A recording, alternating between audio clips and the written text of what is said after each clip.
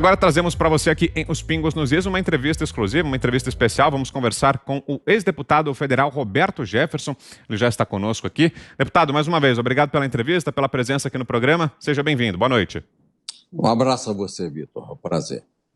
Ô, deputado, boa noite a todos. Obrigado. São vários temas aqui para tratarmos. Queria começar perguntando para o senhor a respeito desse movimento que a gente está acompanhando nas redes sociais de cerco a pessoas que manifestam ali uma simpatia ou a ideologia conservadora ali de alguma maneira. A gente falou bastante disso aqui no programa de ontem. As redes têm excluído perfis, há muita gente relatando quedas nos números de seguidores. Queria saber as impressões do senhor a respeito disso. O senhor acha que se trata de um movimento maior? E aí o que poderia ser feito diante disso, deputado? É uma luta mundial, né, Vitor?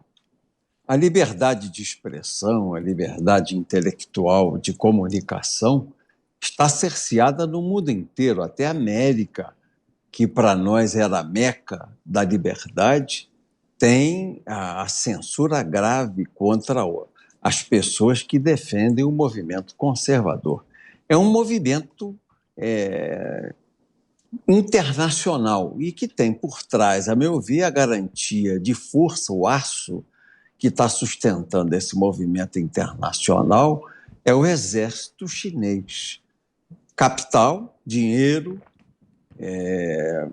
das big techs, das big farms, dessas fundações do Jorge Soros, a corromper, a comprar consciências, a corromper vozes, e a garantia militar que a China tem emprestado. Ela diz que cresce uma frota francesa por ano, uma frota naval francesa por ano, e não para de recrutar e treinar exércitos. Está cada dia mais forte, mais pujante o exército chinês. Então, dinheiro para comprar consciências, que nós estamos vendo aí, muitas armas, e opressão à liberdade de comunicação e expressão. Não é só no Brasil, é no mundo. Eu mesmo fui vítima disso. Eu tinha um Twitter com 210 mil seguidores e 100 milhões de interações a cada 28 dias. E ele foi tirado do ar. Eu agora estou refazendo, estou voltando devagarinho, tenho 105 mil seguidores, tenho tido aí uma interação de 38 milhões, 35 milhões, mas voltando a fazer tudo outra vez. É assim, e qual foi o crime que eu cometi? O crime de opinião. Me coloquei contra esse satanismo, essa negação, esse movimento cristofóbico que há no mundo no dia de hoje, no movimento contra a liberdade, contra a democracia. Eu usei a minha voz e fui perseguido por agentes desse grupo aí ligado ao globalismo e à esquerda chinesa, aqui no Brasil, encastelados no Supremo Tribunal Federal. Rodrigo Constantino. Boa noite, deputado. Pois quando o senhor menciona aí na fala a última expressão, Supremo Tribunal Federal, não dá para fugir desse assunto, né, polêmico. Nós temos aí uma composição, eu vou aqui ser muito benevolente, sofrível, né, do STF, e muitos sentem que, em vez de guardião da nossa Constituição, este Supremo, né, não é a instituição, mas essa composição, ela tem agido justamente para ser o principal algoz da nossa Constituição e dos nossos direitos básicos. Então, a pergunta, deputado, muito direta, né, e que milhões de brasileiros se fazem constantemente, é o que fazer, uma vez que a gente sabe que o caminho constitucional, legal, seria, por exemplo, um impeachment, né, aprovado no Senado, só que aí depende de quem tem foro privilegiado e muitas vezes tem o rabo preso e é, por sua vez, julgado por isso mesmo no próprio Supremo. Então, vira ali um círculo vicioso de proteção mútua, né? Então, o que o povo brasileiro pode fazer, o que está ao nosso alcance para reverter esse quadro tão preocupante? É continuar pressionando na opinião pública, pressionando os parlamentares, continuar pressionando os senadores e aguardar um movimento do nosso rei no tabuleiro do jogo de xadrez, que é o presidente Bolsonaro. Tudo nós já fizemos. A rede tem feito do Supremo um braço partidário, não é? Ela tem feito uma pesca predatória no Supremo Tribunal Federal. O Supremo não julga mais de acordo com a lei. O Supremo se acha em condições de julgar a lei. O Supremo se deificou e está julgando a lei. Ele não julga mais de acordo com a lei. É o pós-positivismo, e o porta-voz principal disso é o ministro Barroso. O direito, a justiça não está na lei, está em algum lugar que eles têm que descobrir qual é. Então, a nossa Constituição virou letra morta e nós temos 11 constituições humanas que decidem a cada momento de acordo com a pressão de opinião ou interesse de cada um. Nós estamos vivendo um momento muito difícil. A meu ver, eu já falei no Pingo nos Is sobre isso, é o artigo 142 da Constituição que o presidente tem que invocar. O poder moderador e garantidor das Forças Armadas, ele é o chefe supremo das Forças Armadas, pode invocar esse poder, porque há nitidamente um conflito de poderes, um conflito legal entre as instituições democráticas do país. Você mesmo, Constantino, falou, eu não critico a instituição, estou falando aí do sofrível grupo que está lá ocupando as cadeiras de ministros. E é verdade, é o pior Supremo que nós temos notícias na história do Brasil. É o pior Supremo, é a pior composição. O jurista lá é quem empresta dinheiro a juros. Homens incapazes e mulheres incapazes, mas todos com uma agenda política a cumprir e, principalmente, a agenda de impedir que o governo conservador e democrático do presidente Bolsonaro possa frutificar, possa avançar, possa colher bons frutos na opinião pública e junto ao eleitorado. É isso que nós temos reparado. O Supremo não julga mais de acordo com a lei. Ele quer julgar a lei. Ele está acima da lei e está acima da Constituição. Ana Paula Henkel, sua pergunta, Ana. Boa noite, deputado. Bom, em relação à pressão, né, que temos que colocar no Congresso aí, já que são os nossos eleitos, são os representantes do povo, o que fazer diante da pressão que a sociedade coloca em pautas importantes como a PEC da segunda instância, ou até mesmo, para mim, é o que mais protege todos esses políticos encastelados, juntamente com essa composição do Supremo Tribunal Federal, que é o foro privilegiado? O que fazer diante do engavetamento de pautas tão importantes e populares para a sociedade, uma vez que há pressão da sociedade para que essas pautas elas vão a plenário, elas sejam discutidas, mas isso não acontece? Ana Paula, eu vejo que a pressão tem despertado o povo. Eu nunca tinha visto, eu nunca tinha experimentado, ao longo dos meus 24 anos de mandato de deputado federal e 40 anos de vida pública, assim, uma mobilização tão forte da opinião pública como hoje. Eu estou em São Paulo. Onde eu chego, as pessoas vêm falar. É no táxi, é no aeroporto, é no restaurante, é o office boy que carrega a mala. Todo mundo quer falar sobre o que está acontecendo, todo mundo discutindo o Supremo, todo mundo discutindo ministros do Supremo, coisa que eu jamais vi na minha vida. Então, eu penso que quanto mais eles defraudam a lei, quanto mais eles frustram as expectativas da opinião pública nacional, eles têm prejuízo. Se houver uma pesquisa de opinião pública sobre o Supremo Tribunal Federal, sobre o presidente do Senado da República, sobre o presidente da Câmara dos Deputados, o resultado vai ser abaixo de zero.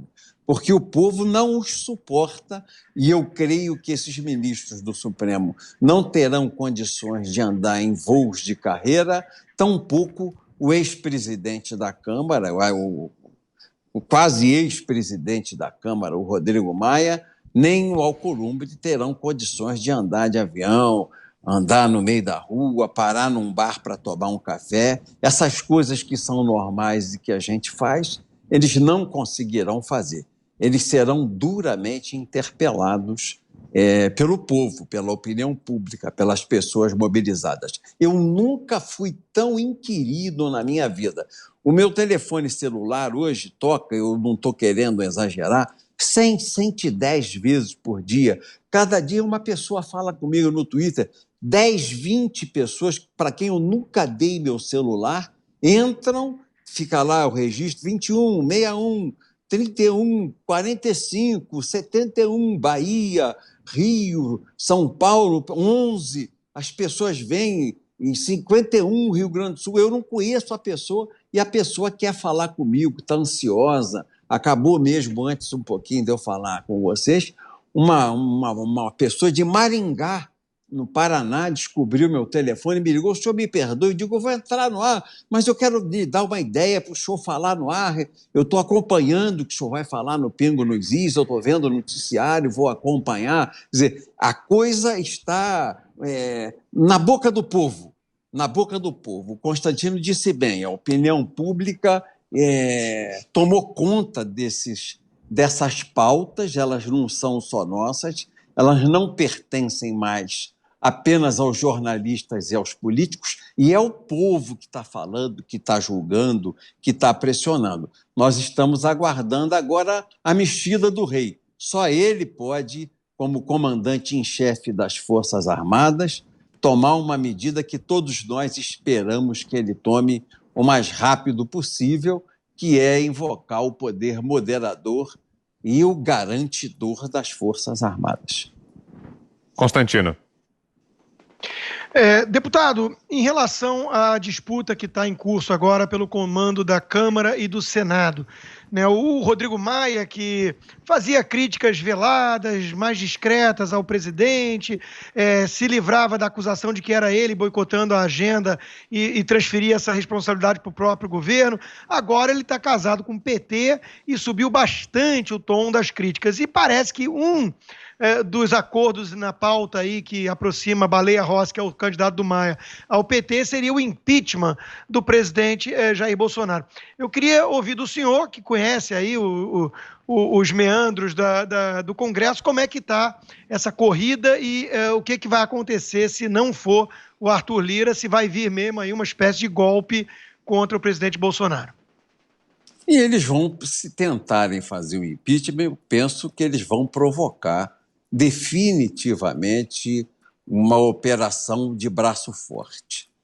Eu li hoje na imprensa que o Rodrigo Maia está na Bahia, com Rui Costa, governador da Bahia, levou com ele o Baleia Rossi, para depois ele conversar com ACM Neto, prefeito de Salvador e presidente nacional do DEM.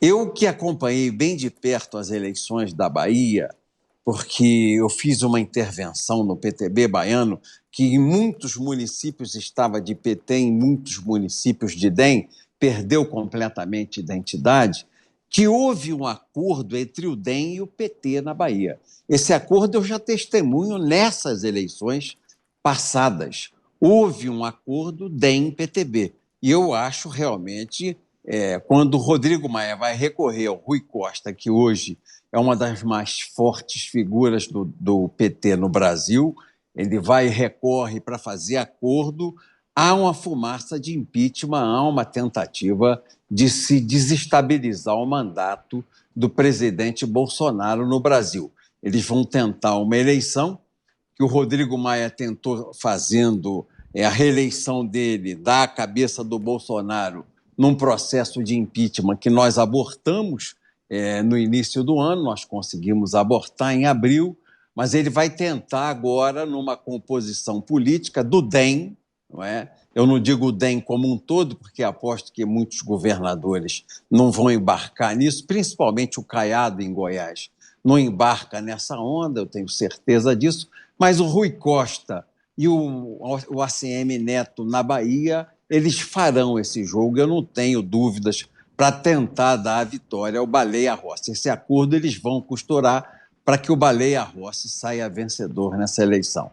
E no Senado, eu vejo que o nome forte é o do Rodrigo Pacheco, né? É Rodrigo Pacheco? Isso. É o senador do DEM de Minas. Até agora não havia um nome, mas surgiu forte agora a senadora Simone Tebet, do Mato Grosso do Sul, que quase venceu as eleições do Alcolumbre no primeiro biênio dessa legislatura atual. Quer dizer, é muito forte a Simone Tebet.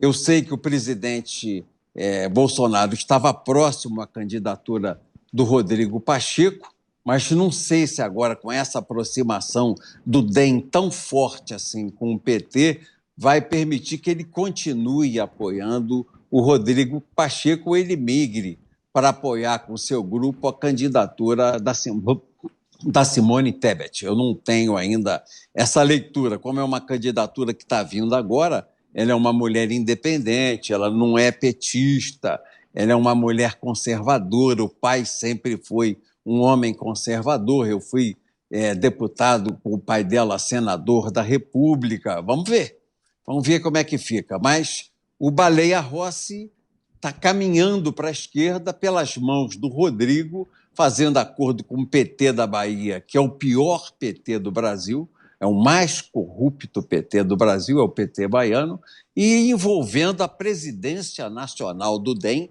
que é o que nos preocupa, porque o ACM Neto está participando dessas conversas. Rodrigo Maia, Baleia Rossi e o Rui Costa na Bahia. Muito ruim, muito preocupante. E eles vão botar fogo em pólvora.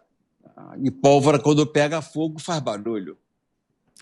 Obrigado pela audiência. Estamos ao vivo em Os Pingos nos Is, entrevistando aqui o ex-deputado federal Roberto Jefferson. Mais uma pergunta, agora Guilherme Fiuza. Diga, Fiuza.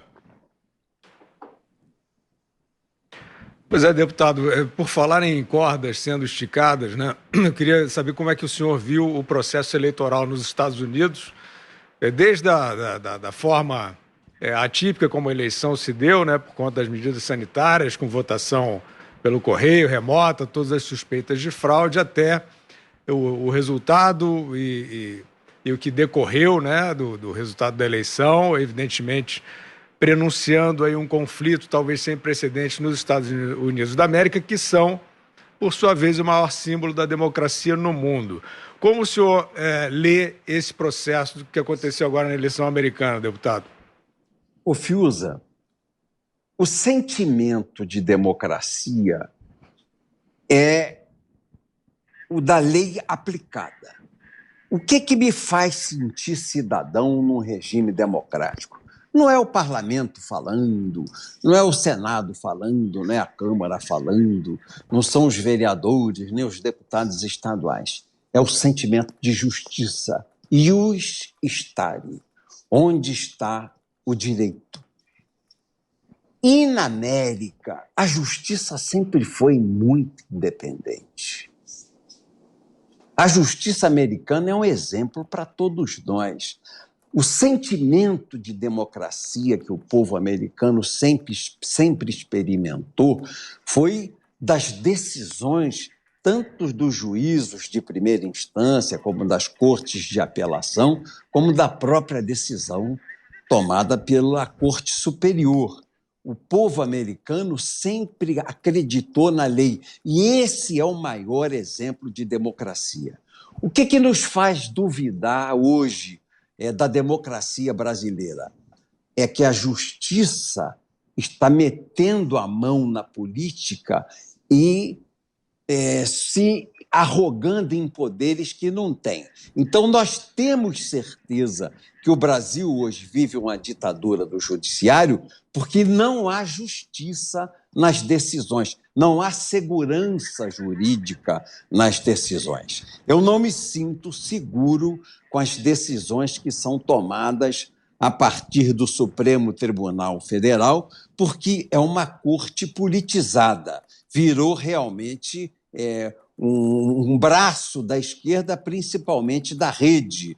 A rede hoje faz uma pesca predatória no Supremo Tribunal Federal e traz sempre baleias gordas, uma pescaria gorda nos seus resultados. Mas a justiça americana sempre teve posições inquestionáveis, ou algumas assim que davam conflitos raciais, mas a justiça americana sempre procurou se pautar com absoluta segurança e equilíbrio. E o Trump perdeu todas na justiça, todas. Foi um processo complicado, foi um processo difícil, mas o Trump perdeu todas na justiça. E a justiça americana não é a justiça brasileira. Não é? A justiça americana não tem, assim, essa mácula, essa eiva de suspeição da justiça brasileira. Quando o Constantino Abre diz eu digo que é sofrível o nosso Supremo, eu digo que é a lata de lixo da história do Brasil, o atual Supremo Tribunal Federal. É a lata de lixo, é o monturo, nos capa um, meu irmão, nos capa um. Mas a justiça americana decidiu contra ele, disse que não há provas. Não há provas. Não há provas do alegado de roubo, de fraude, de intervenção de potências estrangeiras. Eu quero crer que dia 20 o Biden toma posse numa América dividida, porque ela foi insuflada. Creio que pode haver ainda algum conflito em alguma capital de estado nos Estados Unidos, mas não creio que vá pegar fogo, nem que a América vá para uma guerra civil. O Trump fez um dos maiores governos que a América conheceu, mas teve atitudes, assim, a meu ver, infelizes. O meu filho, Robertinho, o Roberto Jefferson Filho, mora há 8 anos na América. Ele sempre diz a mim: pai, ele tratou mal os imigrantes, ele separou filhos de pai, marido de mulher. Ele diz que é cercadinho para as crianças, mas são prisões infantis. E esse país, a América, se construiu com os imigrantes. Ele não tem o amor dos imigrantes, ele tem o ódio, os ressentimentos dos imigrantes. Apesar de ser um grande presidente, da economia ter crescido, ele ter repatriado a indústria, repatriado o investimento americano nos Estados Unidos, ele não foi bom para os imigrantes. Ele agiu com extrema violência e falta de caridade. Ele não foi bom, ele foi um pouco arrogante com os imigrantes. E esse país, a América, se fez com todos os imigrantes do mundo, que são imigrantes que moram aqui agora e não gostam dele. Quer dizer, eu não vejo, pai, que possa ter havido assim um roubo contra ele, uma fraude contra ele. Ele está dizendo isso, mas tem muita gente que não gosta do Trump aqui. E mais a situação de independência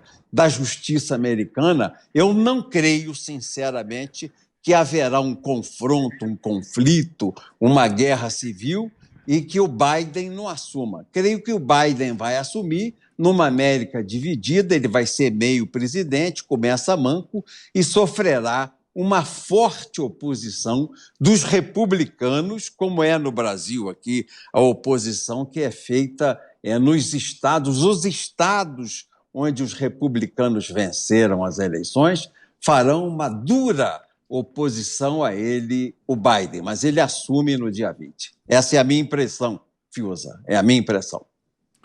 Deputado, queria saber a opinião do senhor também a respeito de um outro tema de destaque, que é a pandemia de Covid-19.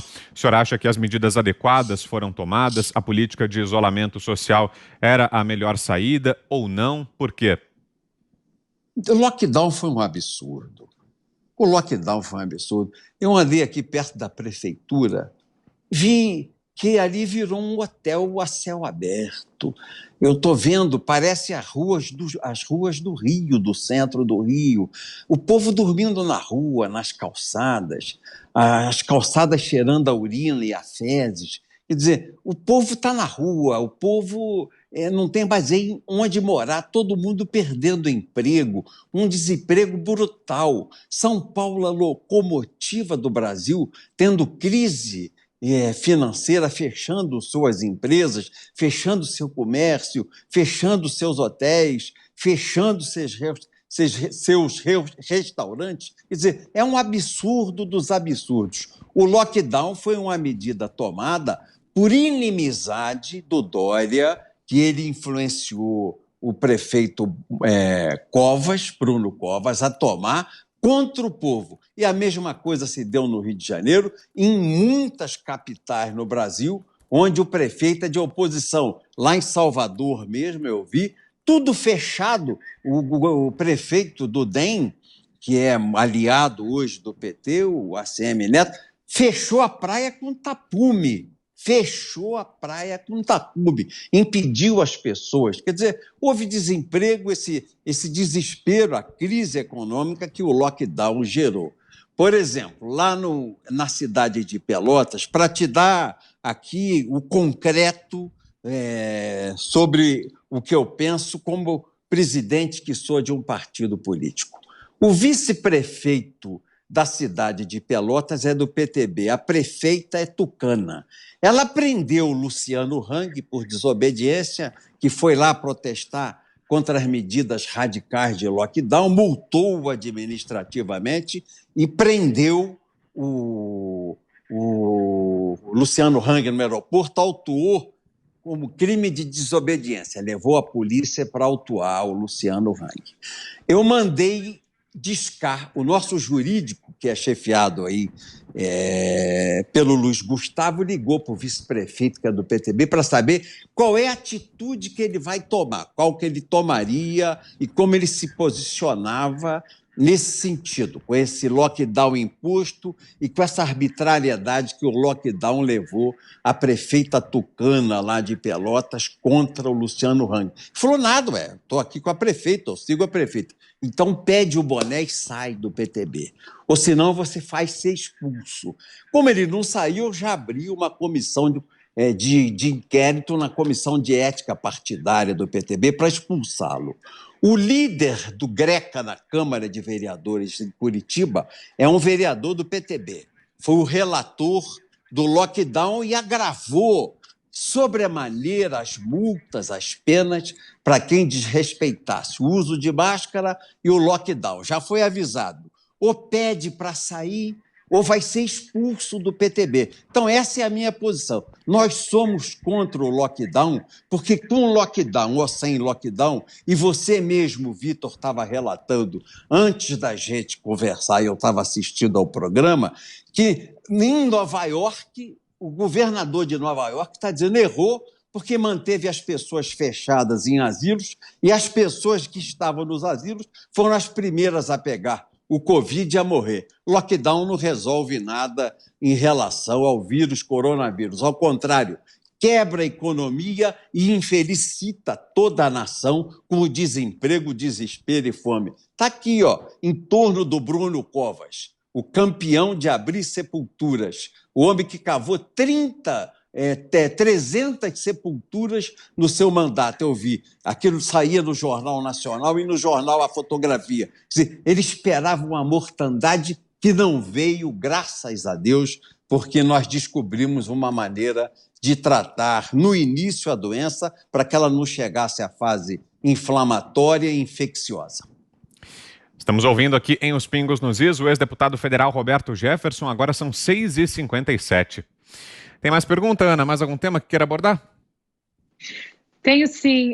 Deputado, na verdade são 3, eu sei que as perguntas elas podem ter respostas mais longas, mas eu vou fazer 3 perguntas em uma, que é em relação... Então eu vou falar mais rápido para você, vou te responder mais rápido. Não, imagina, é porque eu quero abusar da presença do senhor aqui e fazer 3 perguntas que eu acho muito pertinentes para o nosso cenário, que em relação à eleição, a gente viu aqui nos Estados Unidos uma eleição aí cheia de perguntas, né, digamos assim, algumas cortes nem quiseram ouvir alguns indícios de fraude e alguns desses indícios eles vêm onde os estados eles usaram apenas máquinas, né, urnas eletrônicas, sem a possibilidade de auditoria num voto impresso. Eu queria saber o que o senhor acha disso, do voto impresso no Brasil, que hoje é muito pleiteado pela população. O que o senhor acha também do voto obrigatório, aqui nos Estados Unidos não é, e o que o senhor acha de candidaturas independentes, já que o senhor é presidente de um partido, o que o senhor acha disso no cenário político brasileiro? A candidatura independente é o princípio da anarquia. Você destrói a ordem partidária. Você repare que o político sem partido é fraco. O presidente Bolsonaro está frágil porque sem partido e fragilizou todos os deputados e deputadas ligadas a ele, porque como eles se afastaram do PSL, que é o partido por onde foram eleitos, pelo qual foram eleitos, eles perderam dentro da Câmara dos Deputados a condição parlamentar. Eles não participam de uma comissão permanente, não usam o pinga-fogo para fazer discurso, não fazem a relatoria de nenhum projeto, não têm horário de liderança, se tornaram meio deputados. Então, a falta de partido político, essa candidatura à independência, eu entendo que é um absoluto desastre. Você me fez outras duas perguntas. Sobre o voto impresso, o que o senhor acha? O voto impresso eu sou a favor. Nós temos uma comissão de estudo, inclusive ela se reúne na semana que vem em Brasília novamente, na quarta-feira nós vamos nos reunir e levar até o presidente Bolsonaro um estudo bem fundamentado para que nós possamos fazer, através da lei, não só através de uma PEC que eu penso que é muito difícil de ser aprovada. Vocês entrevistaram a Bia Kicis, ela tem uma PEC nesse sentido, mas PEC exige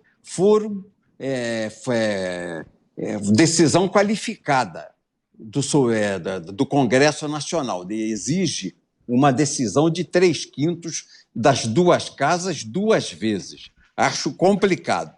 Então, pela lei, nós tentarmos um caminho mais rápido para fazermos obrigatório na justiça na qual não confiamos, a Justiça Superior do Brasil, no Tribunal Superior Eleitoral, no Supremo Tribunal Federal. Nós não acreditamos nessas instituições de justiça e cremos em fraude, sim. Aqui em São Paulo não é possível uma cidade conservadora como o que eu sinto, o que eu converso, eu tenho sensibilidade, vocês também, que a gente percebe 3 homens de esquerda, 3, França, Boulos e Covas, e nenhum conservador chegar no segundo turno, não tem cabimento. Não é verdade, não houve isso, a decisão não é verdadeira, e essa concentração de poderes em mãos do Tribunal Superior Eleitoral cheira a fraude. O que podia haver? Cada junta coletora do voto apurar o voto, dá um boletim de urna e entrega ao fiscal de partido, que a gente audita 15%, 20% ali daquelas urnas, e você tem uma noção no geral. Mas você, depois que vota, o voto é secreto, quer dizer, o exercício de votar é secreto. Você vai escondidinho e faz o teu voto. Mas o sufrágio, a apuração é secreta. Você, depois que bota o teu voto na urna eletrônica, não sabe mais o que acontece com ele. Tem que ter o voto impresso para que nós possamos conferir 10%, 15%, para até tirar essa eiva de tão corrupta que tem a Justiça Eleitoral do Brasil. A justiça tem que ser clara, e a Justiça do Brasil não é clara, ela é escura, ela é o érebo, ela é o abismo, ela é a escuridão. Então, nós temos que clarear. As luzes de Deus têm que clarear junto com os olhos do povo, tudo tem que ser a luz dos olhos. A Justiça Eleitoral do Brasil. E nós precisamos imprimir o voto, sim. O voto precisa ser impresso e nós vamos levar um projeto ao presidente e vamos discutir com ele. E ficou faltando responder, deputado, sobre o voto obrigatório. Deve ser obrigatório mesmo ou pode ser facultativo? Eu sou contra o voto obrigatório. O Tá. PTB é contra o voto obrigatório. Nós entendemos que o povo vota se quiser votar. Tem que acabar com isso. Democracia que obriga a votar, ela não é democracia, ela é ditadura. Nós temos que parar com essa coisa do povo ser obrigado a votar. Vota quem quiser votar. Ô, deputado, e o senhor mencionou agora há pouco o presidente Jair Bolsonaro e o fato de que ele está sem partido, né? Ele acabou deixando o PSL, tentou a criação do Aliança pelo Brasil, ainda tenta, mas ao que tudo indica está difícil de sair do papel esse partido. Então, para concorrer à reeleição no ano que vem, uma possibilidade seria que ele se filiasse a um partido que já exista. E aí, sempre que se fala sobre isso, surge o nome do partido do qual o senhor é presidente, que é o PTB. Existe essa possibilidade? Já houve algum convite para que o presidente Bolsonaro se filiasse ao PTB? Se sim, qual foi a resposta? Como estão essas negociações, deputado? Ele não deu resposta, o PTB está aberto para ele, mas eu entendo que ele não precisa vir para o PTB. O PTB está aberto para ele. Nós vamos apoiá-lo, porque ele representa o que nós cremos. Liberdade, democracia, pátria, Deus, família. Nós cremos nisso, vida. Essa é a nossa pauta, é uma pauta conservadora. Então, nós temos o partido pronto para ele entrar com um estatuto, um programa de governo, um programa partidário mais moderno que qualquer outro que exista hoje construído no Brasil. Mas nós sabemos também, ô Brown, que ele precisa de 4, 5 partidos para a próxima eleição. Não pode ser um só.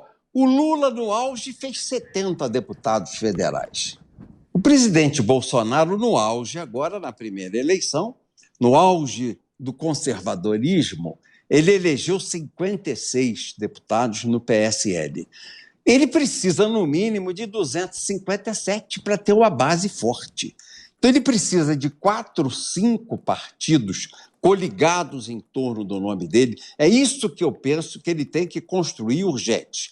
Coligar 5 partidos com ele, preparar uma base com 5 partidos, para que cada partido faça 40, 45, 50 deputados federais e todos nós apoiemos a candidatura do presidente Bolsonaro à reeleição. Mais importante que ele vir para o PTB é ele construir uma base com 4, 5 partidos. Ele não pode ficar num só.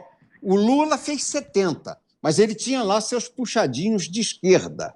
E ele não tem puxadinhos. O presidente Bolsonaro não tem PCdoB, não tem PSOL, não tem PPS, não tem Rede, ele não tem esses partidos, Partido Verde, o PDT, o presidente não tem. Ele fez o PSL, perdeu o PSL no início, por uma disputa de poder do presidente do PSL contra o presidente Bolsonaro, ele perdeu o partido dele, e ele não tem partidos que se ajuntem com força para defendê-lo, inclusive, em plenário. Eu vejo uma sessão do Congresso Nacional, o presidente é indefeso. Na minha época, o presidente, quando apanhava, eu ia para a tribuna, o Gaston Rigg ia para a tribuna, o Roberto Cardoso Alves ia para a tribuna, e pau naquele que batesse no presidente. Nós tínhamos dossiê. Quem são os deputados que mais criticam? Fulano, Beltrano e Cicrano. Então, nós tínhamos a vida de cada um no papel. Não tem perfeição na política. Política não é colégio de freira, nem casa de virgens.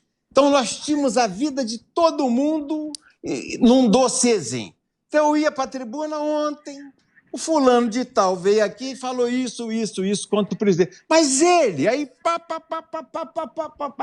fazia a defesa do presidente e contava um pouco da história daquele deputado que eu acusara. Aí o cara, às vezes, me encontrava ou mandava o líder falar comigo. O Roberto não fazia, eu digo, foi metade. Ainda tem o resto da história. Eu fiz aqui só a peça exordial, prefacial. Não tem aqui nem o conteúdo total, nem o epílogo. Se obrigar, nós vamos chegar lá. Nós vamos bater duro. E isso amortecia esse jogo de forças. Eu vejo o presidente apanhar, e não tem defesa à altura. de um homem que está fazendo um governo honrado.